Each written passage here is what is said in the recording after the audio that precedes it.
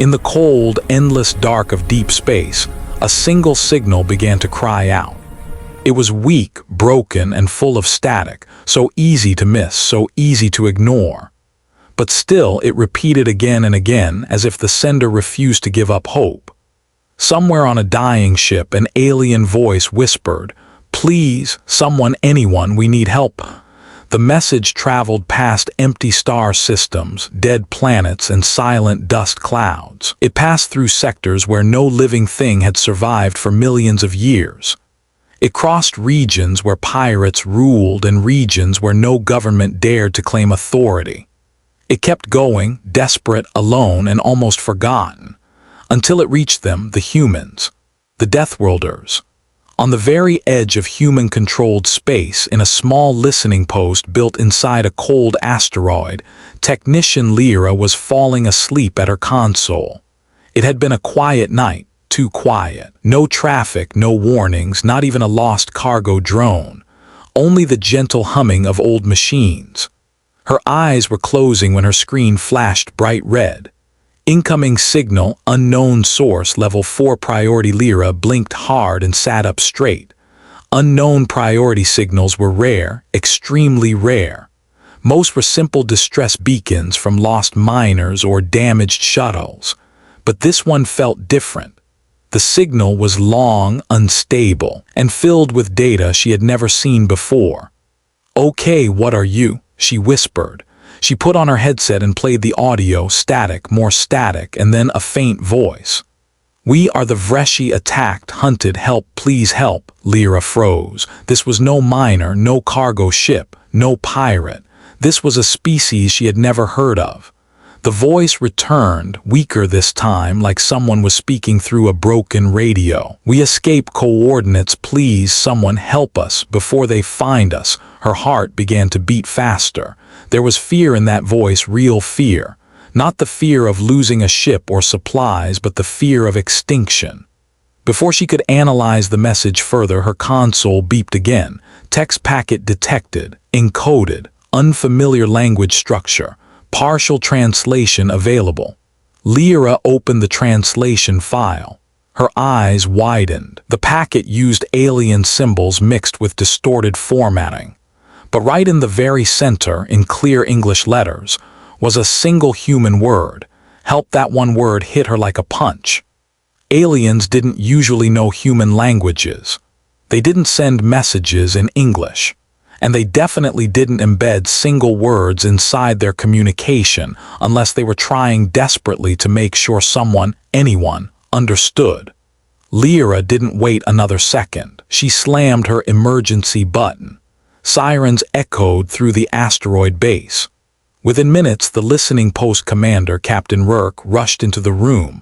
He was tall, older, and had the eyes of someone who had seen too many battles. "What happened?" he demanded. "Sir, we received an SOS," Lyra said, trying to remain calm. "Not from a human ship, from a species called the Vreshi." He raised an eyebrow. "Never heard of them." "I know, but sir, you need to hear this." She played the message. The desperate alien voice whispered through the speakers again. Rourke listened carefully, leaning forward. When the message ended, he stayed silent, too silent. Lyra hesitated before adding quietly, "Sir, they embedded a human word inside the transmission." Rourke stared at her. "What word?" She showed him the translation. The word "help" glowed on the screen. The captain didn't waste a moment. He turned and barked orders. "Alert Earth Command. This is a Class Black distress call." Lyra gasped. A Class Black was the highest level emergency, reserved only for events that threatened entire species or could lead to extreme danger.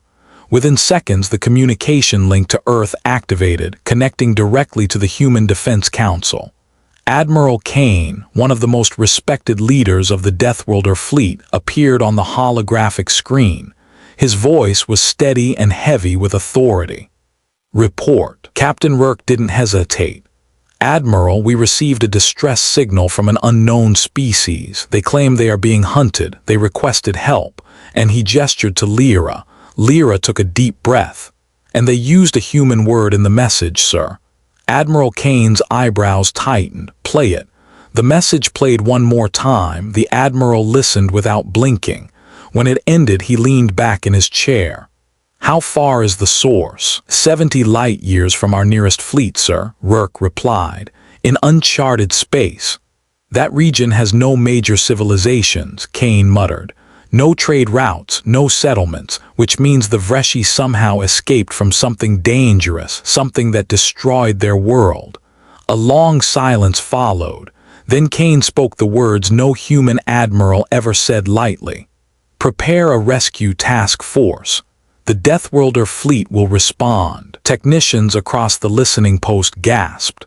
Humans didn't intervene to random calls. They were strategic, careful, calculated. They avoided unknown regions unless absolutely necessary. But Kane made his decision without hesitation. "Any species that uses a human word in their final call," he said quietly, "should not die unanswered." 3 hours later, the fleet was ready. 6 heavy destroyers, 2 battle cruisers, 1 flagship, the HSS Valiant, commanded by Admiral Kane himself.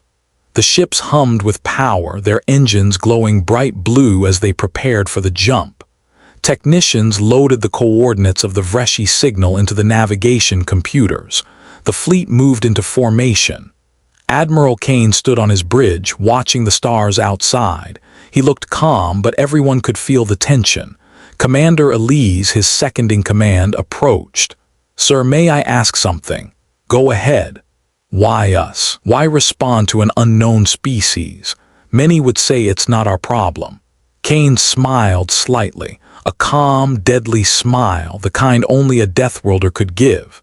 "If a species is desperate enough to cry out to the deadliest race in the galaxy," he said softly, "then they must have nowhere else to go." He turned toward the giant windows, watching the silent void.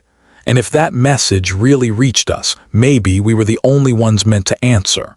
Elise nodded, understanding the weight of his words. After all, humans were known for 2 things across the galaxy: surviving the impossible, never abandoning someone who asked for help, even if that someone was a stranger, even if responding meant walking into danger, even if the enemy waiting in the dark was stronger than anything humans had ever faced. As the fleet prepared to jump, the listening post received one final piece of the signal. A short video file, corrupted, shaking, filled with noise, but one moment was clear. A terrified Vreshi alien, eyes filled with fear, looking into the camera, his voice trembling. "They found us. They destroyed our colony. They will destroy anyone who helps. Please, please hurry." Then the video glitched. The screen went black. The HSS Valiant's bridge fell silent. Commander Elise whispered, "Sir, whatever hunted them, it's still out there." Admiral Kane straightened. His voice was cold and resolute. "Then it's time they learn what it means to threaten someone who asks humans for help." He raised his hand. "All ships prepare for FTL jump." A deep hum filled the fleet. Energy built. Space itself twisted. The stars stretched like long white lines. With a blinding flash, the Deathworlder fleet jumped into the unknown, chasing the desperate call of a dying species. They didn't know what waited for them.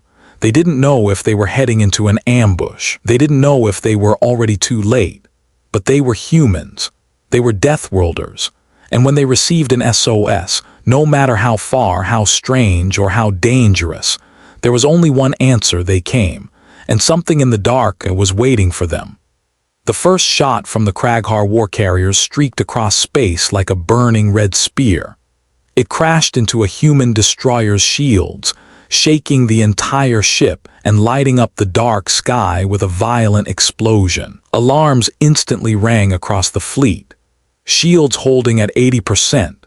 A technician shouted on the HSS Valiant's bridge. Admiral Kane didn't blink. He stood firm at the center of the command deck, eyes locked on the enemy armada. He had seen death before. He had seen war. But this was something else. The Kraghar carriers weren't just large. They were monstrous, almost alive, pulsing with red energy like beating hearts.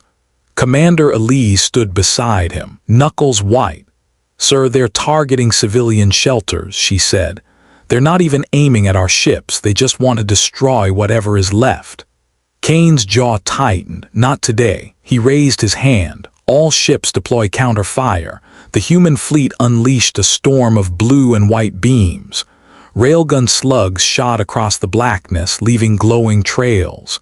Missiles spiraled forward, locking onto the Kraghar escorts. The battle began. The first clash, the Kraghar responded instantly. Their fighters poured out of the carriers like swarms of metal insects, tight formations of needle-shaped machines. They flew with unnatural coordination. No radio signals, no visible communication. They behaved like a hive. Lieutenant Bren watched the screen in alarm. "Sir, they're not piloted. Those fighters are alive." Elise frowned. "Alive? What do you mean alive?" "Organic tech," Bren explained quickly. "Part machine, part creature. They think, they adapt, and they hunt." A tremor passed through the ship as one of the living fighters slammed into a human cruiser, latching on with clawed metal limbs. The fighter began drilling into the hull, screeching like a beast. On the Valiant's bridge, the sound echoed through the speakers, half mechanical, half biological. Torres whispered, "They scream." Kane didn't flinch. "Target the creature fighters first. They'll tear us apart if they get inside." Outside the window, dozens of the living fighters rushed toward the fleet like a pack of wolves. Human turrets turned and fired, blasting some apart, but more replaced them. A battle on two fronts. The Valiant's bridge shook as another impact hit. Multiple boarding attempts detected. Bren announced. "They're attaching themselves to the hull." Elise cursed. "They're trying to cut in from outside and force a breach." That was the Kraghar strategy. Overwhelm with numbers, force boarding, then slaughter everyone inside. But the Deathworlder flagship was not so easily taken. Kane made a sharp gesture. "Activate pulse shields." A low hum built up around the Valiant. The transparent barrier surrounding the ship suddenly glowed brighter and then exploded outward in a shock wave. Kraghar living fighters were ripped off the hull and hurled into space. Some were crushed instantly. Others floated, twitching, trying to reattach. "Pulse shield successful," Bren said, breathing out in relief. But the relief didn't last, because the enemy carriers were charging something new. On the main screen, red energy gathered at the front of the largest Kraghar ship. It looked like a molten sun forming inside the ship's mouth. Elise whispered, "That's a world burner cannon." Saru, the rescued Vreshi, clung nervously to a chair behind them. "That weapon, it destroyed our cities," he said, voice trembling. "One shot burned entire forests. One shot erased a mountain." Kane's face hardened. "We won't let them fire it." He tapped the command channel. "All ships concentrate fire on the lead carrier." Human destroyers and cruisers turned their guns toward the giant red-lit ship. Hundreds of blue-white beams shot forward, slamming into its hull. But the Kraghar armor absorbed the hits like rain on stone. Torres stared at the readings. "Sir, our weapons barely scratch it. We only need one shot to get through," Kane replied. But the Kraghar weren't waiting. The molten energy in the carrier's weapon grew brighter, blindingly bright. The cannon was almost ready. The human gamble on the lower deck of the Valiant, a special strike team prepared for a risky mission. These were the human Marines, Deathworlders trained for impossible odds. Their armor gleamed like dark steel, heavy and intimidating. Sergeant Ryland slammed a fresh power core into his rifle. "Orders are clear," he said. "We hit the carrier's cannon from the inside." The Marines exchanged grim nods. An external assault was pointless. The cannon was protected by layers of armor thicker than starship hulls. But if they could get inside, even a small explosive might overload the weapon. The problem? They had to get on board a living, hostile war carrier filled with organic machines and Kraghar soldiers. Lieutenant Merck, the tech specialist, checked the boarding pod launcher. Boarding shot ready. Aim coordinates locked. Ryland's voice was firm. "Fire it." The pod shot out from the Valiant like a bullet, streaking through space between streaks of laser fire. Kraghar fighters darted around it trying to intercept, but human escort ships opened a protective tunnel of covering fire. The pod hit the carrier's surface and simply sank into it. Its outer layer was like flesh-covered metal, pulsating as if alive. Rylan grimaced. "I hate organic ships." The pod melted its way inside and then burst open. The Marines jumped out into the dark interior. They had entered a nightmare. Inside the beast, the inside of the Kraghar carrier felt like the inside of a giant creature. The walls pulsed like veins. Red light glowed through thin, fleshy membranes. The air tasted metallic. Merc scanned the area with his device. Weapon core is 2 levels down. Heavy Guardian signatures between us and it. Rylan nodded. "Move quiet. Move smart." But silence wasn't possible inside this breathing ship. Every step they took caused the floor to ripple like muscles reacting to pressure. The ship felt them, heard them. Something growled from the darkness. A Kraghar warrior crawled out from a hole in the wall. Its body was tall, armored, with 4 clawed limbs and a mouth full of bone blades. It screeched. The walls around them screeched back, echoing the call like the entire ship was alive and angry. Rylan shouted, "Contact!" The Marines opened fire. Blue energy blasts tore through the warrior, but more dropped from the ceiling, ripping through living membrane netting as if bursting from wombs. 3, 5, 9, fall back, Rylan ordered. They formed a circle and fired in all directions. The living floor squirmed under their boots as if trying to pull them down. One Marine screamed as a tendril lashed from the wall and yanked him upward, disappearing into dark tubes. But the team pushed on. Bit by bit, blasting through creatures, burning holes in living pathways, forcing their way deeper inside. Merc shouted over the noise, "We're close, one more chamber." They entered a huge room lit with bright red veins pulsing like a beating heart. At the center was the cannon's core, thick, glowing, unstable. Rylan planted the explosives. Charges set, everyone out. But the walls suddenly sealed shut like a mouth closing. Merc stared around them, panicked. "It's sealing us in." Rylan looked back at the explosive. It was too late to escape. He took a deep breath. "For the fleet," he whispered. Then the core erupted. A shockwave tore through the carrier. From outside, the massive ship suddenly convulsed, then exploded in a brilliant blast. One Kraghar carrier, the largest, was gone. A turning point back on the Valiant, cheers filled the bridge. Direct hit, the enemy's main carrier is down. Elise smiled for the first time. "Rylan, you did it." Saru watched the explosion with wet eyes.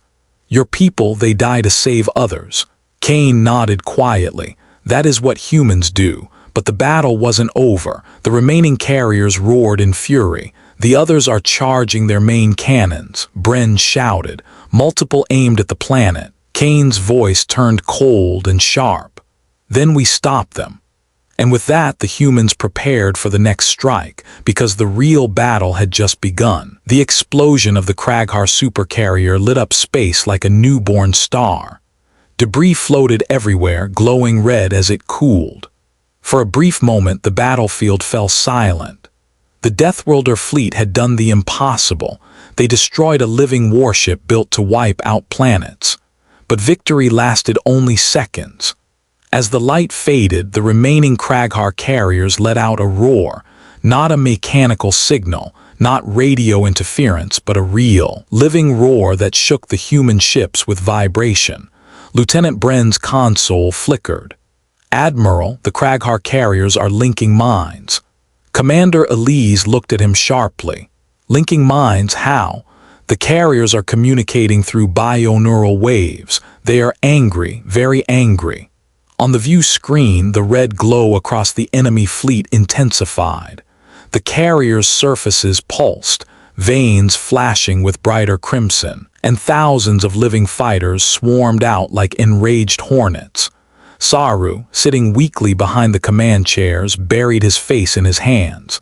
"They are entering blood mode. This is the Kraghar's true nature. This is what destroyed our world." Kane took a slow breath. "Then we show them humanity's true nature." He turned to Elise. "Prepare the fleet for the Deathworlder counterattack." The enemy unleashed. The Kraghar swarm descended like a storm. Fighter creatures darted through space, moving with impossible speed. Some extended wings that shot lightning-like energy. Others opened jaws filled with metal blades and spit molten plasma. Human interceptors launched from their carriers, engaging the swarm. Tiny explosions scattered across the dark void as dogfights erupted everywhere. But this wave was different. The Kraghar fighters weren't just attacking, they were sacrificing themselves, ramming blindly, clawing at hulls, exploding on impact. Tora's voice shook as she shouted, "They don't care about surviving, they just want us dead."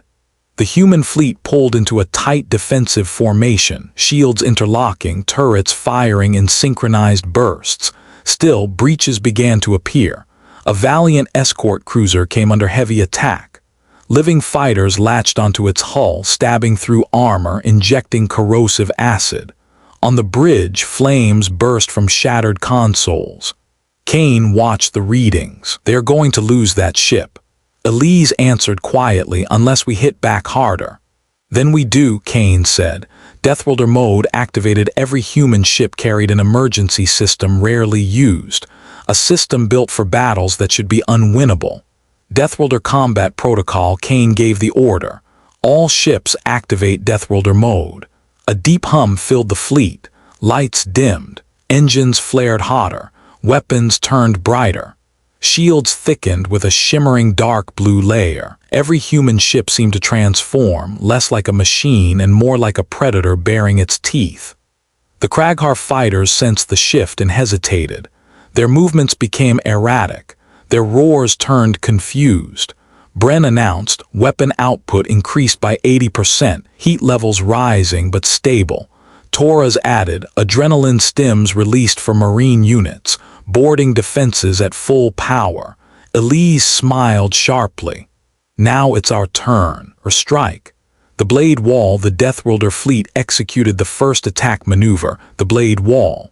The human ships aligned in a tight horizontal formation, side by side. Then all at once they unleashed a massive synchronized volley. A sheet of blue-white beams erupted into space like a wall of cutting light. The Kraghar fighters flying forward were sliced apart instantly, hundreds vaporized, thousands scattered. The shockwave tore through the swarm, creating a clear path. "Blade Wall successful," Bren said. Enemy swarm reduced by 40%, but the carriers weren't done. The two nearest Kraghar carriers opened their mouths, literal mouths, stretching apart to reveal spinning bone spirals and glowing acid chambers. Elise's eyes widened. "They're preparing to spit their bio-lances." The carriers charged and fired two massive bolts of green plasma acid, cutting through space like monster breath. Kane didn't blink. Evasive roll. The entire human fleet tilted and rolled sideways in mid-space. The acid bolts flew past them, melting chunks off asteroids and even turning one small moon into liquid stone. Bren stared at his screen. "If that hit us, the fleet would be gone."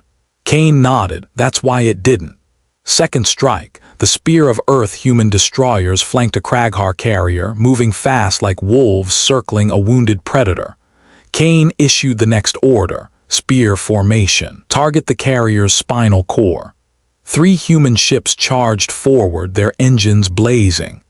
They unleashed railgun slugs the size of trucks, fired at hypervelocity. The shells hit the pulsating vein-like structures along the carrier's back. Red liquid, blood, or coolant sprayed into space. The Kraghar ship shrieked, a sound so loud it rattled metal.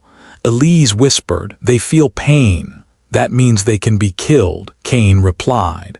The carrier writhed in space, its body folding and twisting like a wounded serpent. Living fighters scrambled chaotically, confused by the agony of their hive mother. A moment later, the carrier detonated, blowing apart in a burst of red mist and black shards. Saru gasped. That one was the ship that destroyed my city." Kane placed a hand on the console. "Then that one was for your people."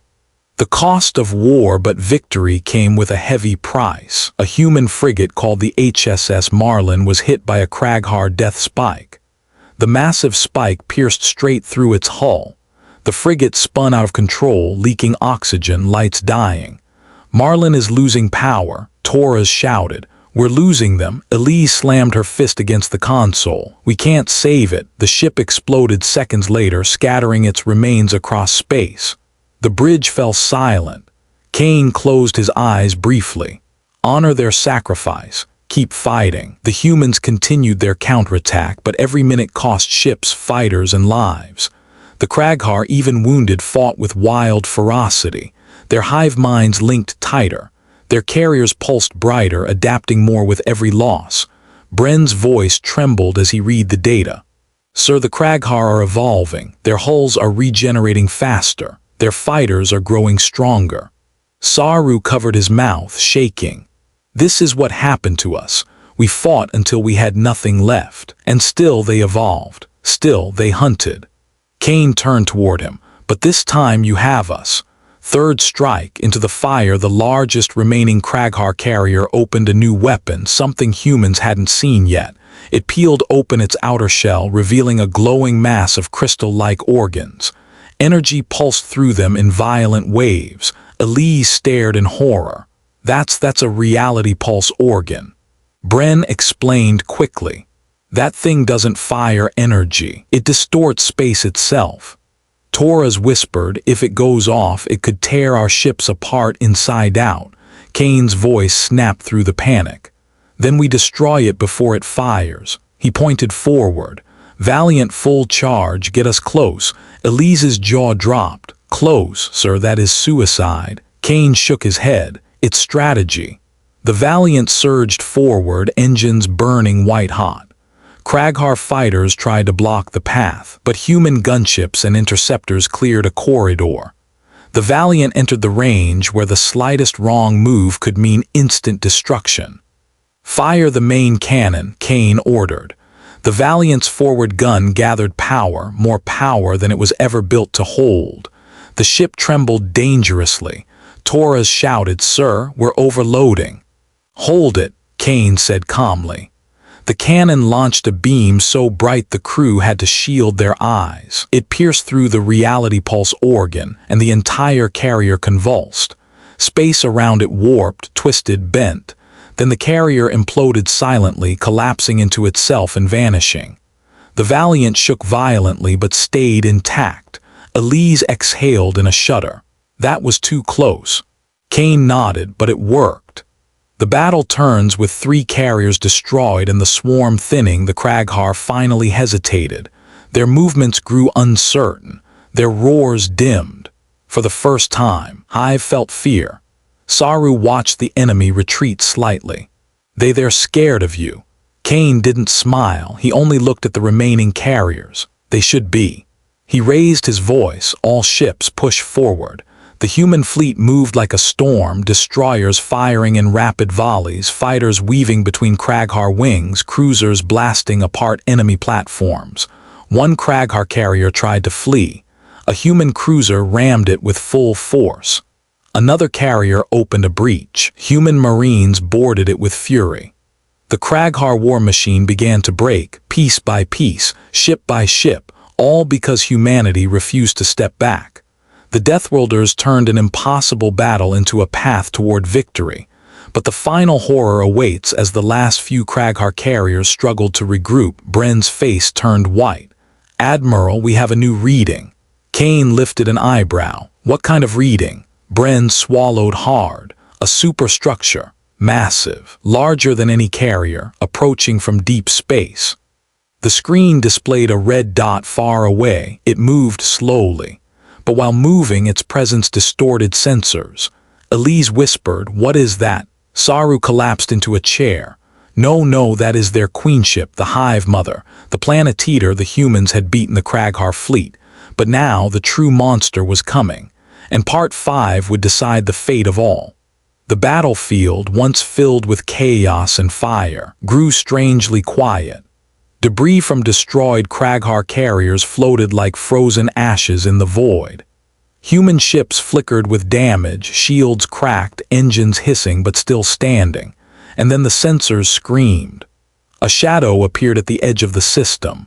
Not a ship, not a fleet, something bigger. A monstrous silhouette blocked distant stars. Its shape stretched across space like a floating continent, dark, enormous, alive. Lieutenant Bren's voice cracked. "Admiral, the Queenship has entered the system." Everyone on the HSS Valiant froze. Saru, the wounded Vreshi survivor, stared with wide, trembling eyes. That is the one that destroyed our homeworld. It eats the dead and the living." Commander Elise whispered, "How big is that thing?" Bren replied quietly, "Too big." The Queenship Awakens the monster glided forward with slow, terrifying confidence. Its surface pulsed with red veins. Hundreds of glowing eyes opened across its hull, each one watching the human fleet like prey. As it moved, gravity shifted. Weapons flickered. Energy readings dropped. Tauras gasped. It's absorbing energy from the battlefield. The Queenship fed on destruction, and the human fleet had unknowingly fed it well. A deep frequency rumbled through space. Not sound exactly, but something felt in the bones. A psychic roar. Saru cried out, covering his ears. "She calls the Hive. All survivors will obey her." Elise looked at the screens. Around the Queenship, broken fighters, wounded carriers, even shattered debris started moving, pulling together, forming armor plates across the Queen's body. Kane understood instantly. The Queen is rebuilding her army from the dead. His voice hardened. "We stop her now, or the galaxy falls next." The final strategy. Kane stood tall on the bridge, eyes sharp. "Listen carefully," he said to the entire fleet over comms. "We only have one chance." He pointed toward the monster. "That thing is not just alive, it's a brain, a controlling hive. Kill the Queenship and the Kraghar lose their mind link." He took a breath. "But its outer shell is too strong, we must hit the heart." Elise frowned. "The core chamber?" Kane nodded. "The Queen's core is in the center of that thing. We break inside, we destroy it." Saru whispered, "But no one has ever entered the Queen." Kane smiled slightly. "Then humans will be first." The fleet charges. The Deathworlder fleet surged forward one last time. Engines roared. Weapons charged. Shields glowed bright blue. The Queenship responded immediately. Enormous tentacle-like limbs shot from its underbelly, each one tipped with glowing bone spears. These massive limbs lashed through space, smashing asteroids into dust. The first spear slammed into a human destroyer. One hit. Ship gone. Elise shouted, "Keep formation, don't scatter." But the Queenship unleashed more, 6 limbs. 9, 12. Each one tore through space with terrifying force. Human ships dodged, rolled, dove. Many made it, some didn't. The HSS Orion was ripped apart. The HSS Blackwind lost half its hull. 3 smaller frigates were crushed like metal cans. Still the humans pressed forward. That was the Deathworlder way. Pain was a signal, fear was a memory, purpose was everything, and their purpose was clear. The breach team. Kane activated the internal comm. "All boarding teams prepare, we're entering the Queen." Elise turned to him sharply. "You're going too." "I have to, this ends with me." Saru grabbed Kane's arm weakly. "You can't fight her, she is the end of worlds." Kane's voice was gentle but firm. "Even the end of worlds can bleed." The humans loaded into armored boarding pods, Ryland's surviving Marines, engineers, medics, and Kane himself. The pods were armed with nuclear charges, plasma cutters, and rail drills. The plan was insane, but it was the only plan. "Launch," Kane ordered. The pods fired from the Valiant like bullets, streaking toward the Queenship's pulsating surface. Tentacles shot toward them, but human fighters created a protective cage, sacrificing themselves to block the strikes. A pod was hit and vaporized. Another was sliced open. But 6 pods made contact. The Queen's hull rippled like living flesh as they drilled inside. Inside, the Queen darkness swallowed them. The interior of the Queenship felt like a nightmare made real. Walls pulsed like muscle. Veins glowed with red liquid. The floors moved as if breathing. Screams echoed through the chambers, both mechanical and biological. Ryland's Marines formed a defensive circle. Lights up, guns ready. The corridors twisted unnaturally. Every step triggered a reaction, walls contracting, flesh-like metal shifting, bone spikes pushing from the ceiling. Elise, speaking from the bridge, guided them. You're close to the core, but the path is changing, it's trying to confuse you. Kane kept walking. She's afraid. Saru, still on the Valiant, whispered through comms, the Queen sees you, she knows you are inside.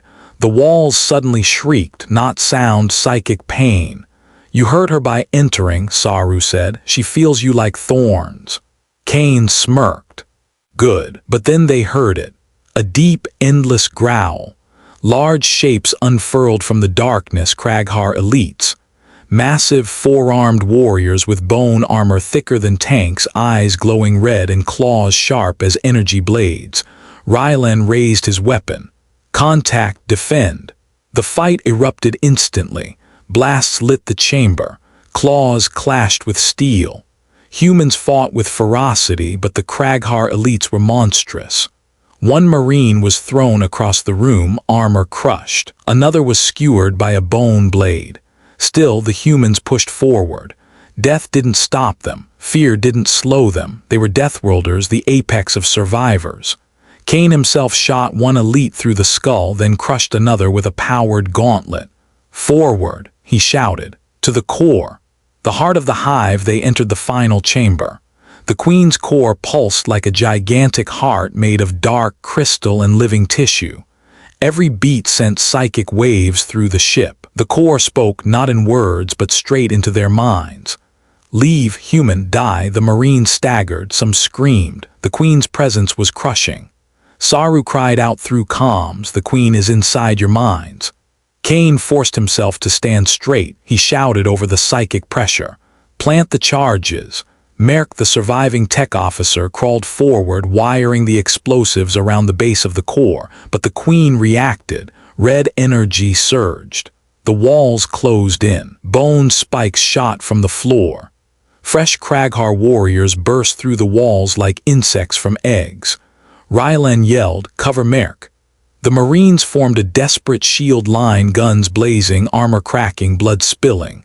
One by one they fell, but they held long enough. Merk shouted, charges planted, 10 seconds.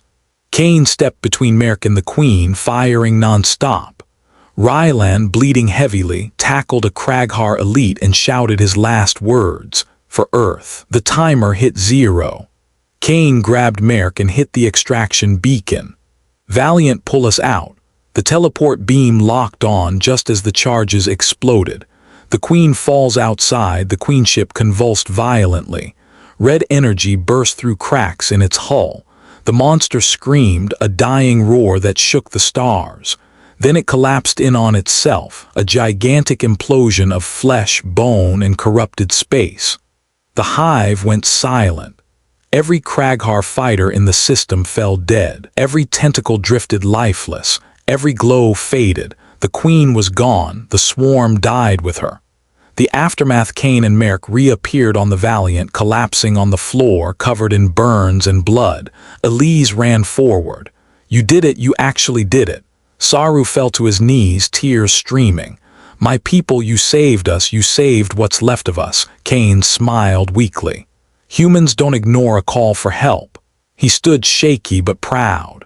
Not ever. The legacy of the battle across the galaxy. Stories would spread. Stories of the day the deadliest species answered a stranger's cry. Of the day humans fought a monster the size of a continent. Of the day Deathworlders saved a gentle species from extinction. HFY stories would speak of courage, of sacrifice, of a small survivor named Saru who lived because humans refused to run, and of Admiral Kane who stood at the front of a war no one else would fight. The final message of the battle was simple. Humans are terrifying because they choose to protect. That is why they are feared. That is why they are loved. That is why they win.